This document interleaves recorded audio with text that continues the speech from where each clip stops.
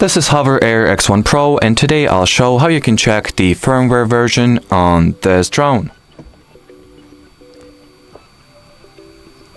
So to start, you will need to take your mobile device and launch the HOVERAir X1 application.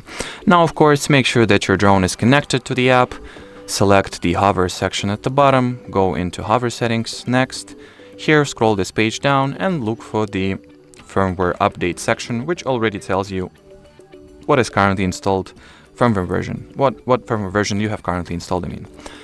Mine is v7.10.4.